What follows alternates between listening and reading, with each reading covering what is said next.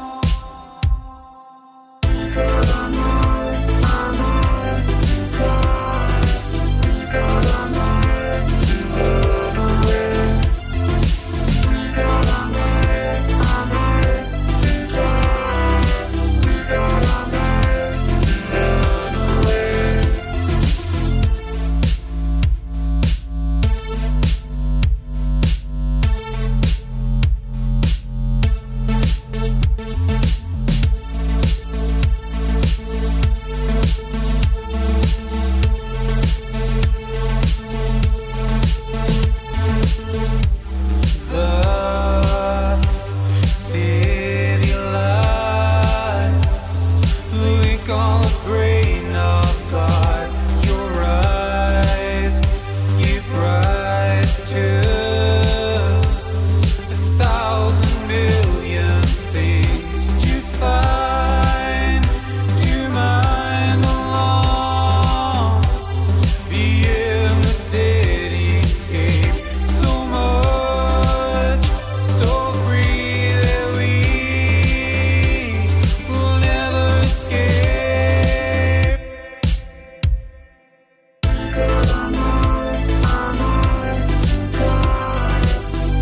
all night to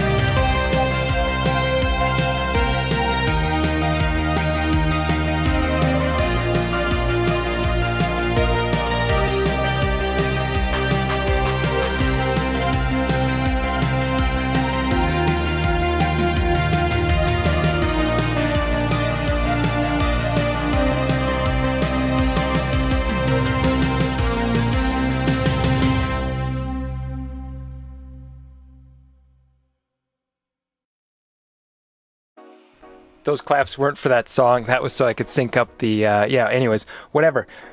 What'd you think of that set? Did you want to go and hang out on a long, lonely, dark highway and just drive? That's what I want to do. Just want to start this thing up and just go somewhere. Anyways, let's see. So that last set, we finished it off with Ghost Blade by Zombie Hyperdrive. Previous was Hot Pursuit by Tokyo Rose. And then we started it all off with Drive by Honeybeard, a great Canadian band from Toronto. Hopefully I can hook up with you guys as I drive close to, it's a little out of the way, but you know, it might be worth the trip to pop into Toronto.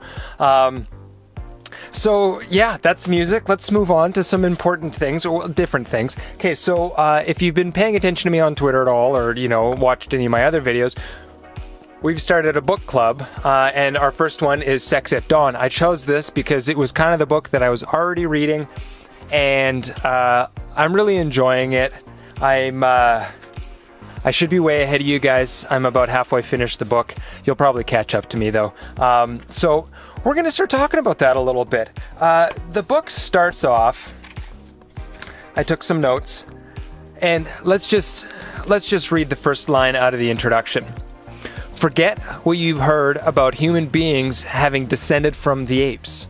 We didn't descend from apes. We are apes, metaphorically and factually. So why don't we discuss our ape-like nature, our animalistic instinct, what is natural to us? Let's think about it. You got to open up your mind to read this book. It challenges a lot of pretty standardly accepted things. So let's see. We explore what the standard narrative is in this book, and let's outline it. In the 7th page, boy meets girl. Boy and girl assess one another's mate value from perspectives based upon their differing reproductive agendas and capacities. He looks for signs of youth, fertility, health, absence of previous sexual experience, things like that. She looks for signs of wealth, or at least prospects of future wealth. She's looking for, can my mate protect and provide for my children? Okay, number 3, boy gets girl. Assuming that they match each other's criteria, they decide to get married. And while they're in this long-term pair bond, for lack of a better term, she's going to be really, really sensitive to him becoming emotionally involved in other women. This represents her source of stability, her source of resources, leaving for somebody else if he falls in love with another woman. At the same time, he's going to be more sensitive to her sexual fidelity. Why do they say that? Well, because he's worried about raising children that aren't his own. So if his wife, partner, whatever, is off having fun with who knows who, she could be coming back with their children, and then he doesn't want to be using his resources to, you know, propel somebody else's genes into the future, right? Because ultimately, that's kind of the point of life, right? So that's the standard narrative. Let's look at that. So we're going to look at the hunter-gatherers of our world, as well as a couple of ape species that are rather close to us genetically. So on the 13th page of the introduction, they look at how agriculture has been kind of the turning point of this. Agriculture has represented a huge shift in the conditions in which humans have found themselves. We went from hunter-gatherer societies where we went out into the woods and caught food and picked food and dug up food and things like that, to planting and toiling, and then also feeling the need to protect that stuff. So there's this lovely diagram. I hope you can see that okay. It's probably in focus over here. Anyways, I will post a link to an image maybe down below, or maybe you should go get a copy of this book. And it begins by looking at agriculture and what descended out of that. That's sedentary settlements, animal domestication, higher population densities, a food surplus, and a mono diet. In other words, we just eat what we plant, which, you know, potatoes, corn, and how it all leads into war. Human aggression is a result of agriculture. That's a bold statement, isn't it? Because of private property, for the first time in the history of our species, paternity became a crucial concern. Oh, that's a little bit unrelated, but mildly related. Basically, before agriculture, stuff was free. Food was free. It was just everywhere. So why fight for it? Agriculture rolled around and all of a sudden you had a homestead that you had to defend. And private property, the sense of ownership, changed the conditions in how we behave.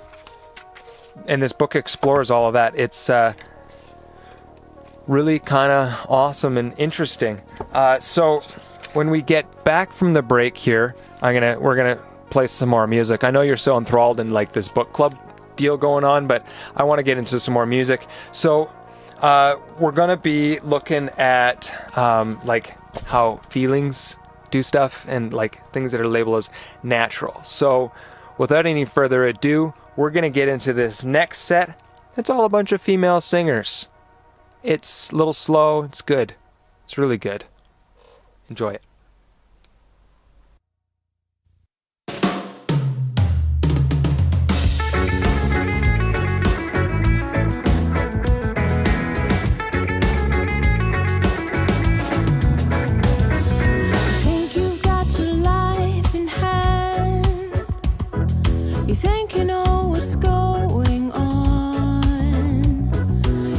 The cycles come and go. Winter kills what spring spent time to grow. The world goes round on wanderlust. The sun keeps shining as it must. The moon, she tries to fade away.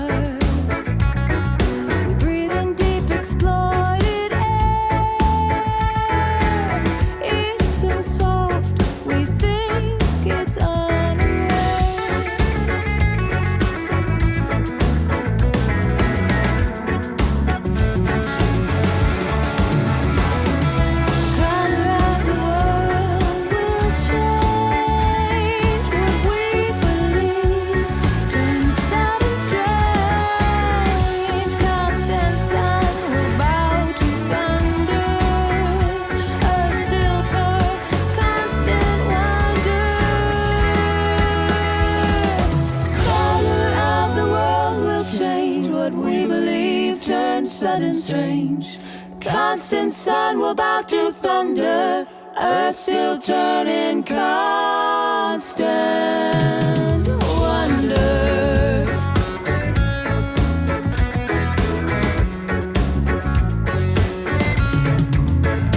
I got chills, they multiply, and I'm losing control. 'Cause the power you're supplying is electrifying, it's electrifying.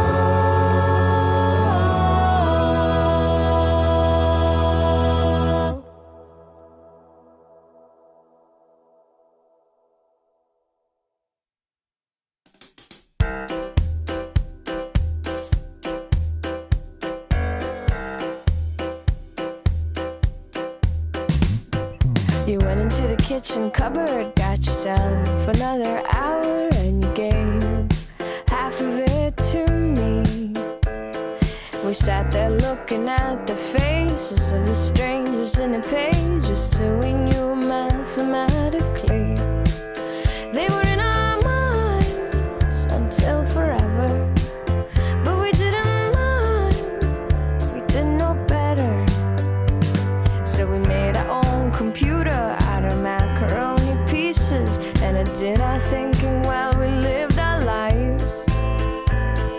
It counted up our feelings and divided them up even, and it called our calculation perfect love. Didn't even know that love was bigger. Didn't even know that love was so, hey, hey, hey, hey, this fire, it's burning, burning us up. Hey, this fire, it's burning, burning us up. Ooh,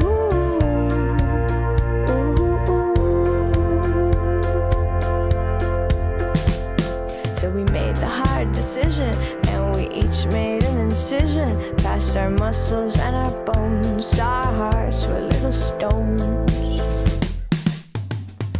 Pulled them out, they weren't beating, and we weren't even bleeding. As we lay them on a granite countertop, we beat them up against each other. We beat them up against each other. We struck them hard against each other. We struck them so hard until they sparked. Hey, this fire, it's burning, burning us up.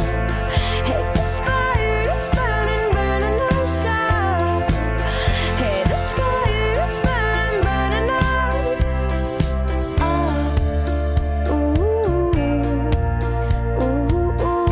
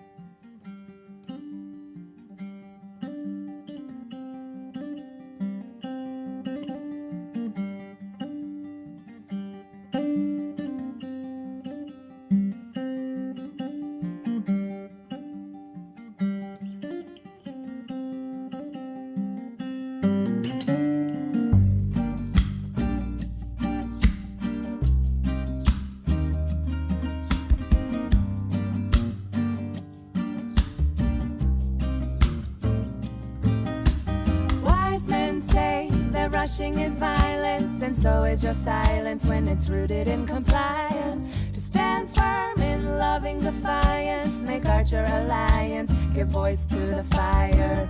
Move people to the beat of the wind, gather yourself and begin to dance the song until it ends. We are winners, champions of the light, forming in numbers and might. Keep the truth close in sight. And woman,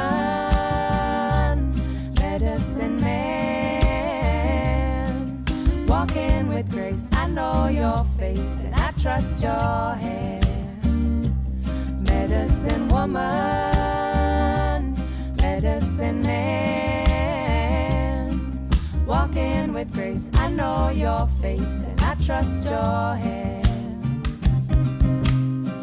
Find your teachers in the voice of the forest. Unplug, you can't ignore this wisdom of the voiceless. Remedies are bountiful and surround us, from the garden to the farthest. Prayer made of stardust.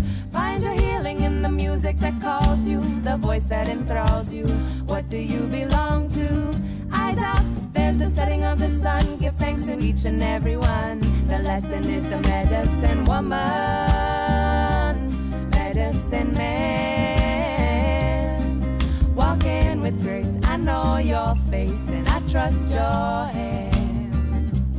Medicine woman, medicine man. Walking with grace, I know your face and I trust your hands.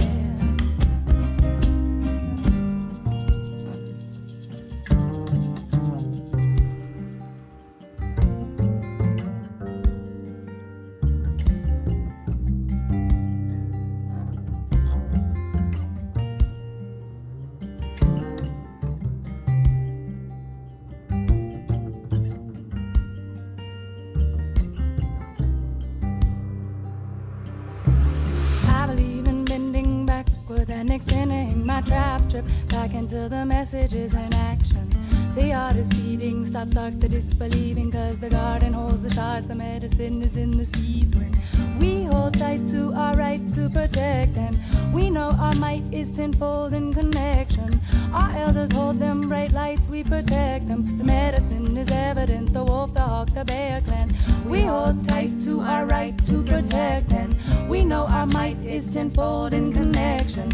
Our elders hold them bright lights, we protect them. The medicine is evidence, the wolf, the hawk, the medicine woman, medicine man.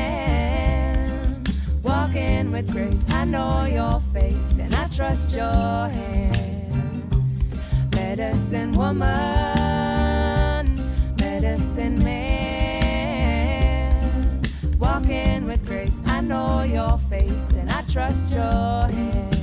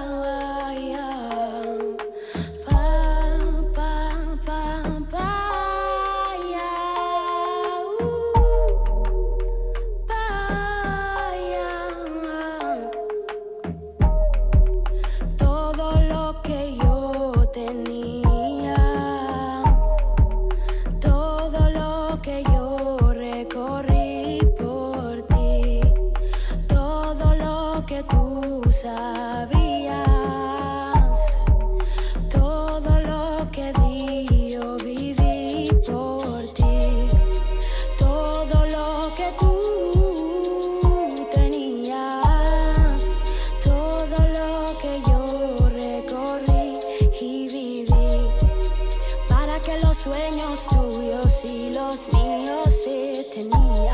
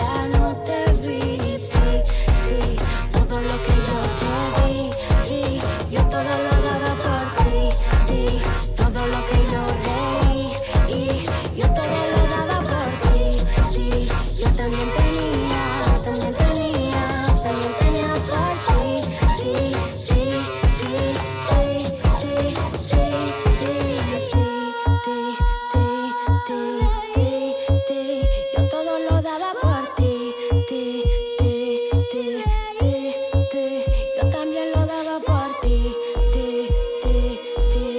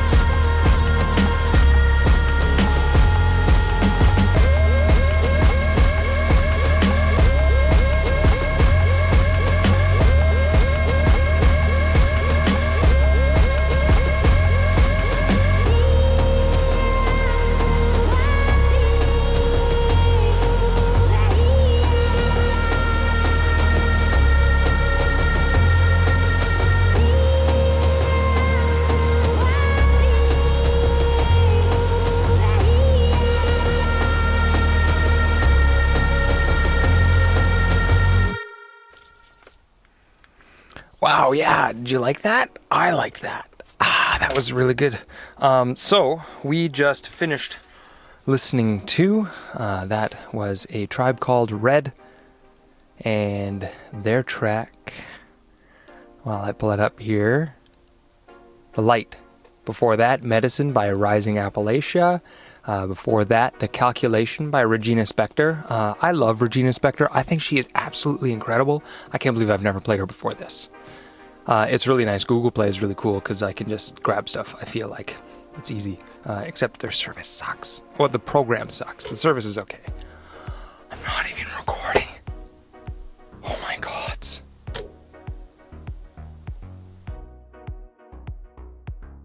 Okay, so I realized I just did a bunch of talking into a camera that wasn't even turned on. Anyways, yeah, that was Regina Spektor, and then we started that all off with Winter Part 1 by Samson's Delilah, and 2 of those groups are Canadian. Canada's got some good music. So before we get back into the book, I want to talk a little bit of permaculture, because, you know, I like permaculture. It's a big deal. So we draw a card. This one is for Mike Ayler, and it's very nice of them to provide pronunciation on this card because right under it says pronounced Ayler, so that's lovely. Mike Ayler is the author of the $50 and up underground house book and the Earth Sheltered Solar Greenhouse book. Let's see what the card says about this guy. The most expensive Ayler style home is $15,000 and 1,800 square feet. These homes blend in with their surroundings to make them almost invisible. That's pretty cool. Mike's homes are referred to as earth-sheltered, earth-integrated, and underground. They are watertight and have lots of light. That's important. Mike's greenhouse has a single layer of fiberglass, is not airtight, and keeps tomatoes into December in northern Idaho without any additional heat. That's pretty incredible. Growing tomatoes in December in northern Idaho. That seem with no extra heat. That's the extra special part. I mean, throw money at something, you can solve any problem almost. But dig a hole in the ground and bingo bango. So that's cool. If you want to know more about permaculture, why don't you join me on Wednesday for Wildness Wednesdays, if I would ever actually get that video out. But yeah, anyways, Wildness Wednesdays airs every Wednesday, obviously, ish. You know, we'll get back to a better schedule soon. Life's a bit crazy right now. But yeah, Wildness Wednesday, we talk about permaculture a lot of naturalism stuff. We're really going to dig into the principles pretty soon here. And I just want, where did I write it down? I write things down so that I can read them properly, but then I lost my sticky note. So I said a thing the other day. I don't even know if it's mine, but it's not one of the permaculture principles, but I'm going to add it to my list because, you know what, you can do whatever you want.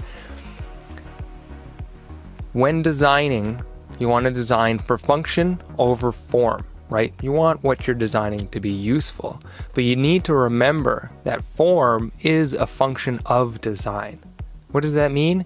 It means that imagine two things that operate identically. They do the same thing. They're just as good as each other operationally wise. Functionally, they're perfect.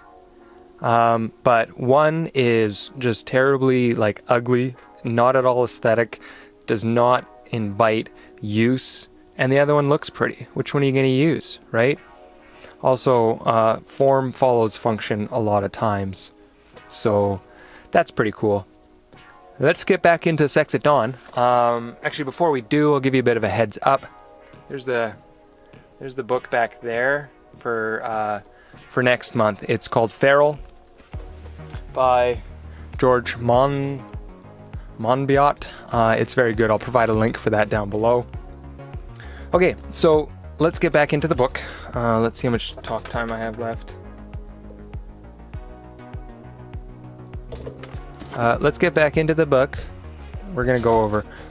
So let's talk about the Yucatan just for a second. I think that's how you pronounce it, and if it isn't, I don't care.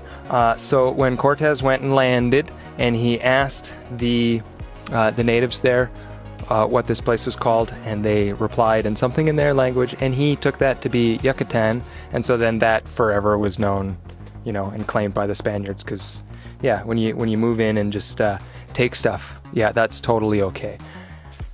Anyways, but what the guy was actually saying when asked, what is this place called? He said, I don't understand you. And so each spring, this is the humor in the book, each spring, thousands of American university students celebrate with wet t-shirt contests, foam parties, and jello wrestling on the beautiful beaches of I Don't Understand You Peninsula. Was that funny? I thought that was kind of a dry delivery. Anyways, so in the first chapter, they kind of discuss how feelings are sometimes associated for fact. Cue that video from Inside Out. All these facts and opinions look so similar. So I'm going to read the paragraph here. Authorities assure us that we are jealous of our mates because such feelings are only natural. Experts opine that women need commitment to feel sexual intimacy because that's just the way they are. Some of the most prominent evolutionary psychologists insist that science has confirmed that we are, at base, a jealous, possessive, murderous, and deceitful species just barely saved by our precarious capacity to rise above our dark essence and submit to civilized propriety. To be sure, we humans have hankerings and aversions deeper than cultural influence at the core of our animal being. We don't argue that humans are born blank slates, awaiting operating instructions, but how something feels is far from a reliable guide to distinguishing biological truth from cultural influence.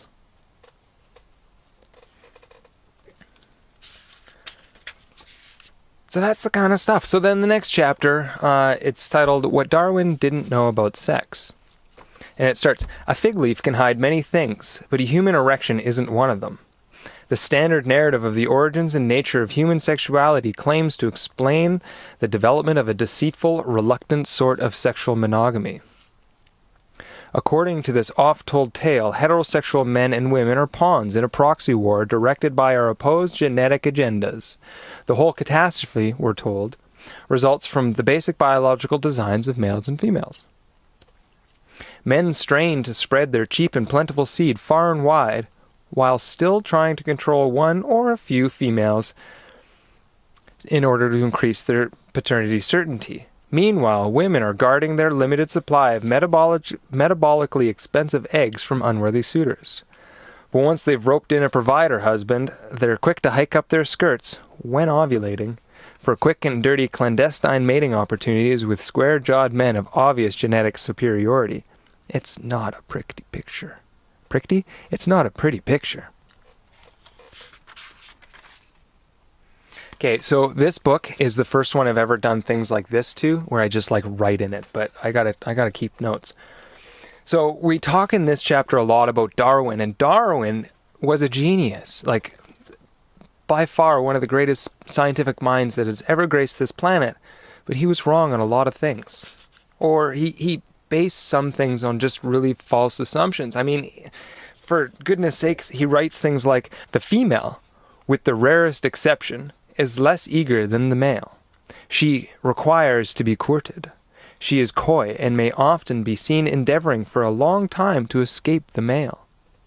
Darwin, what sort of genetic package did you have? And who makes you an expert, right? Anyways, I'm not even an expert, obviously, but still, that just seems wrong. So Darwin based some of his assumptions on Thomas Hobbes, which, interestingly enough, I have a copy of Leviathan up there that I picked up a couple months ago just because I thought, it's a book I should read. For no reason, like, I didn't know why, but then they talk a lot about Thomas Hobbes and his bullshit in here.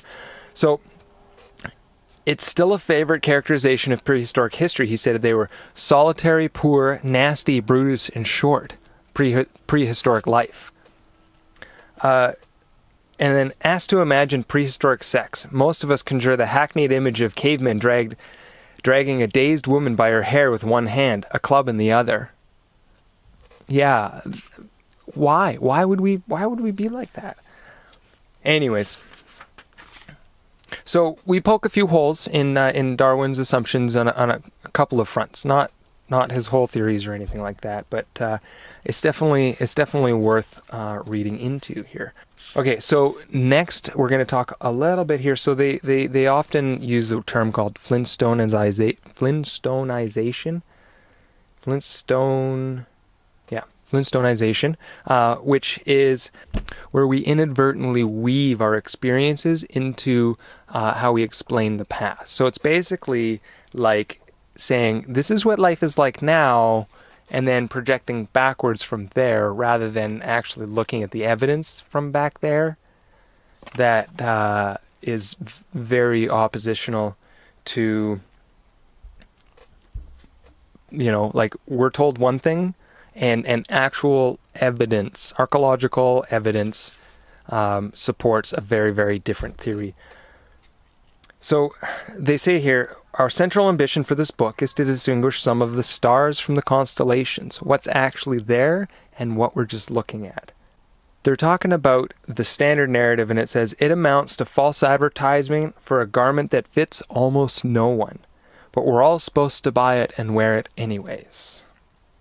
So another one is one of my favorite quotes, talking about female sexuality and why for centuries it's been so suppressed. And they ask the question, what I do for image quality. Why the electrified high security razor wire fence to contain a kitty cat? It's a valid question. It really is. Tiresias, which is in Greek mythology, was turned into a female for 7 years. And then Zeus and Hera asked who enjoyed sex more, men or women. And Zeus predicted that women did, but Hera was just like, nah, ain't none of that. And then Tiresias said, yeah, women do. And in fact, they enjoy it 9 times more. I mean, that's mythology, but who's getting that information, right? And one last thing in this chapter that we're going to talk about is the term promiscuity. These days, it's a word that definitely means, or definitely, no, it's a word that's used synonymously with sluttish, wanton, whorish, fallen. It's a bad thing by connotation. But promiscuity is actually built into our human nature and is, in a lot of ways, seen in the animal kingdom other than humans a lot too. Monogamy is very rare. So they kind of try to define promiscuity as the Latin root is miscere, or to mix, and that's how we mean it. We don't imply any randomness in mating, as choices and preferences still exert their influence. So that's an often that's like a myth that's perpetrated quite often, is that just because you're free with your sexuality doesn't mean that you don't employ the same level of the same requirements in a mate. regardless of whether it's 1 or 2 or 7. Like it doesn't matter. The choice, your personal preferences always outweigh, your natural tendencies. We're humans with free choice, free will. We get to make all of our own choices, and we should be able to. Bodily autonomy is a huge deal. I think I've been talking for way too long, so why don't we get back into a little more music? And I'm definitely not going to put you to sleep for this one. In fact, you're going to have to start banging your head a little bit, if you're not already banging it on the wall.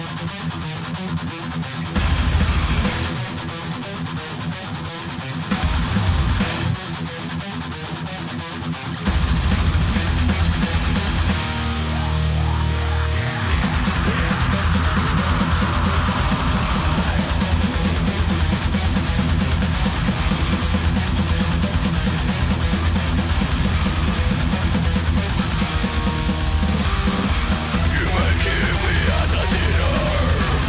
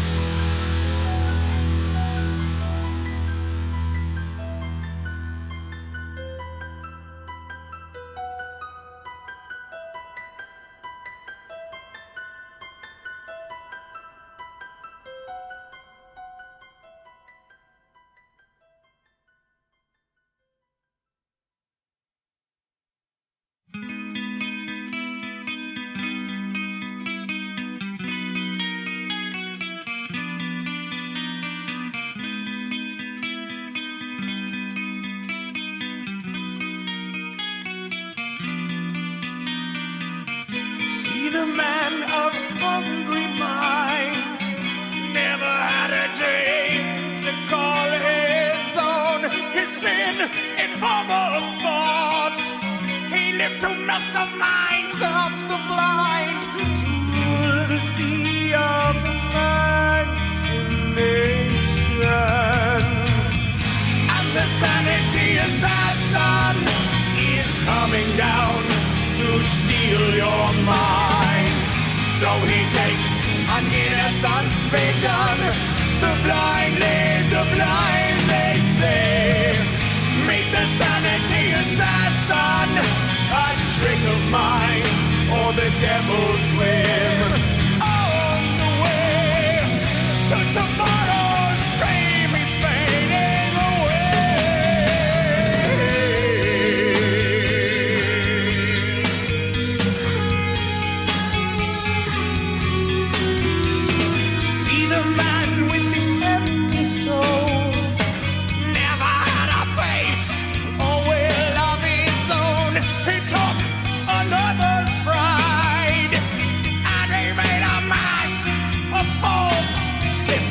Anger and false emotion.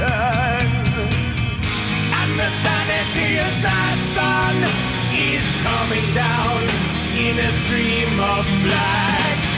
So he takes what he cannot live. The black leads the blind astray. Meet the sanity assassin, a trick of mine, or the devil's will. On the way to tomorrow's dream, it's fading away. Sing your sweet poison, stealer of dreams. Leave your sweet anguish, and the form of dreams are born. Don't be afraid to dream out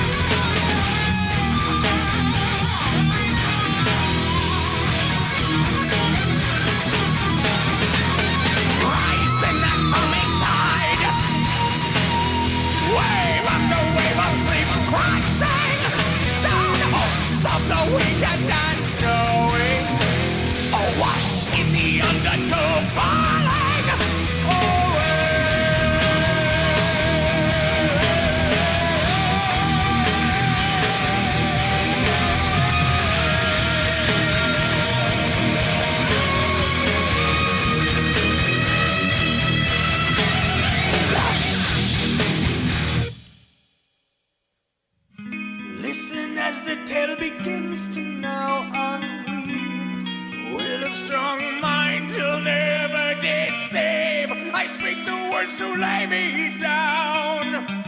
I am ever strong against the all-knowing thief of imagination.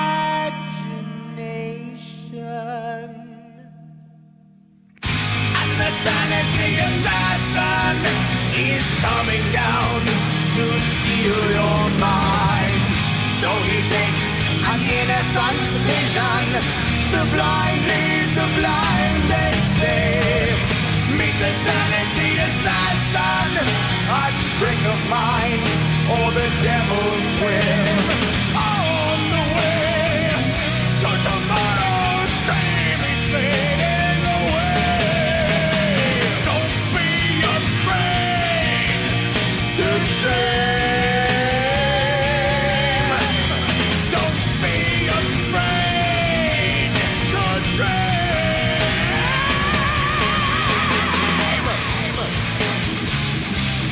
Don't be afraid to dream outside the line.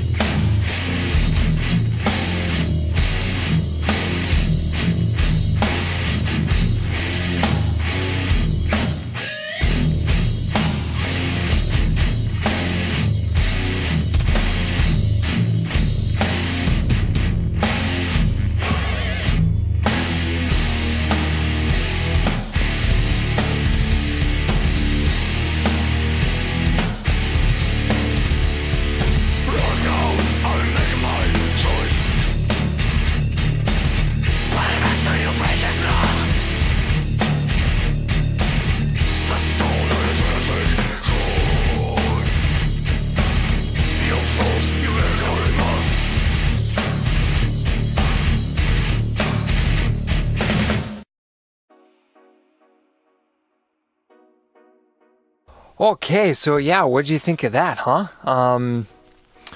So that little bit of a heavier set. We started that all off with this band called Mors Principium Est. I don't know what that means. I should look that up. Anyways, it's called Sinner's Defeat. And then after that is Nevermore with The Sanity Assassin. Oh yeah, so I hope you all are listening to the word or the music as well as just me talking, because the whole point of Babelfish Radio is to expand views. I'm trying to break down the barriers of our society by challenging all of your views. Okay, we're going to start with sex and human sexuality and just human nature. We're going to do lots of that. Anyways, but I also choose music that is designed to make you think as well. I value intelligence in lyrics to a great degree. So the music that does have lyrics is usually something really worth listening to. So after that, we finished off with Clone by Gojira, which is, favorite band ever. So they tend to get a lot of play. How are you enjoying the book so far? I would love to hear your comments on the book and on your thoughts on it, as well as what you think of my thoughts on it, because that's just as important. I want to start discussion. If you feel offended by any of this, I hope you do. Does it make you feel uncomfortable? Then maybe you should start looking into it and thinking about it a little bit more. I actually have an article that I'm working on. I guess just blog post, whatever article, titled "Why Others' Promiscuity Makes Me Cringe." It's a bit of an exploration of my own sexuality. So stay tuned for that. Now that I've told you about it, I should actually do it. I actually started writing it like a couple months ago, but then didn't want to share it because, vulnerability and stuff. But anyways, why don't we look a little bit more at Sex at Dawn? Because, there's a lovely diagram here on page 62. Now follow along with me, and it starts about 30 million years ago were the old world monkeys. And that's kind of when things started to split. So from there, everything split off of that common ancestor. And then we have our new world monkeys, apes, I should say, which are the chimps, bonobos, humans, gorillas, orangutan, gibbon, baboon, and macaw. Those are our apes and our monkeys that all split off from our common ancestor from way the fuck back when. So in the book, I thought this was really funny. They kind of likened they basically compared the amount of time that elapsed to a unit of measure. So 1 mile is equal to 100,000 years. 1 mile is equal to 100,000 years. So our last common ancestor about 30 million years ago. So let's see. Homo sapiens are living in New York, New York. That's us. We're at the heart of the world, I guess. That's New York, New York. Lots of stuff happening there, I hear. So the chimps and the bonobos, they're practically neighbors. Connecticut and Yorkton Heights, New York. Bridgeport, Connecticut and Yorkton Heights, New York. Both just 50 miles from New York. They are well within commuting distance of humanity. Gorillas are enjoying cheesesteaks in Philadelphia, Pennsylvania. Orangutans are in Baltimore, Maryland, doing whatever it is people do in Baltimore. Gibbons are busy legislating monogamy in Washington, D.C. I think that's really funny the way that they said that, because our view on monogamy and human sexuality, a lot of it's legislated. Same-sex marriages, does that ring a bell? Anything? Maybe? Okay. Anyways, old world monkeys, the baboons and the macaws are down around Roanoke, Virginia. I'm Canadian. I don't really get the geological reference, but I do. It's a nice way to digest this information. And the joke that they make about the gibbons, the only monogamous ape, and humans are not monogamous. Gibbons, the only monogamous ape, is living in Washington, D.C., legislating monogamy. Anyways, I thought that was really, really funny. And awesome. This is what makes this book good, is that it's like good information and lots of humor, and it's not like really overt in any sort of like agenda. They do a good job of keeping that stuff out, maybe. Or maybe that's just confirmation bias. It's hard. We're hard to deal with, humans. Biases is weird. So here's another thing. So a lot of human nature is based off of the chimps and the bonobos, which later in the book we do find out a lot of that research is maybe misguided a little bit. But here they quote Franz de Waal a lot, saying that de Waal sums the difference between these two apes, the chimps and the bonobos, behavior by saying the chimpanzee resolves sexual issues with power, the bonobo resolves power issues with sex. Kind of interesting. I hope you've read all this. So then moving on, there's another part in here kind of about, right now we live in a patriarchal society, and if you deny that, you're a patriarch, which is awful. It's like sexual suppression, and just it sucks. The hex the patriarchy. Anyways, people like to try to look for like matriarchal societies as just being like inverse of that. It's no longer just female suppression. It's now male suppression under the matriarch. But when we actually look at nature, anyways, let's look at this. Those looking for evidence of matriarchy in human societies might ponder the fact that among bonobos, female dominance doesn't result in the sort of male submission one might expect if it were simply an inversion of the male power structures found among chimps and baboons. The female bonobos use their power differently than male primates.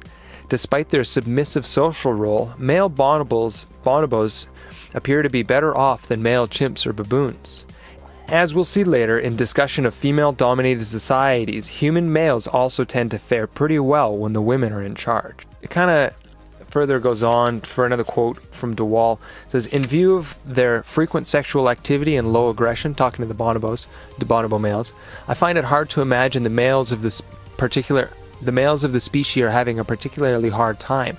I mean, imagine that, guys. The women take care of things, and instead of like lording their power over us, they just, share, because that's what human nature is. And like, yeah, like having a woman in charge is not going to be the end of the world.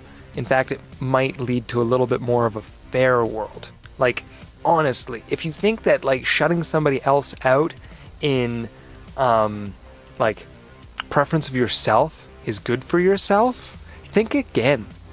Like, selfishness is self-destructive. It's as easy as that. It's a non-sustainable model. If you're only looking out after yourself, the whole world is the enemy, right? Who can you trust? Nobody but yourself. If you open yourself up and share, you'll find out that in sharing, you don't actually give anything away. You just, like, it just multiplies. It's amazing, just stop being a selfish prick, okay? It's not hard. Just be nice. Think about other people. So, another quote, modern man's seemingly instinctive impulse to control women's sexuality is not an intrinsic feature of human nature. It is a response to specific historical socioeconomic conditions. It's our nurture that has caused us to suppress and control women's sexuality. It is not human nature that causes us to do that. Our current human behavior, it is, as we'll see, an adaptation from the social world that rose with agriculture.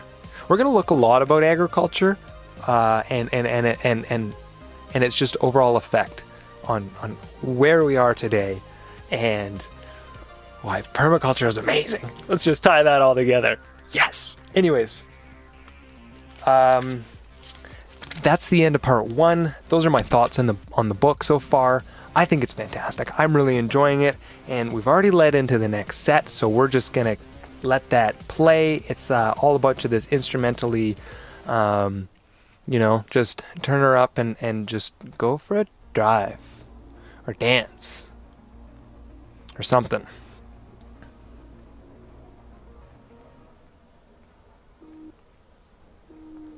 Okay, so we are finishing this off. That was Monolith by Zombie Hyperdrive. Sorry, I talked over it all. Next up, Abogenesis by Tonebox. And then we're going to finish it all off with Full Moon by Radar. It's good stuff. Stick around for all this music.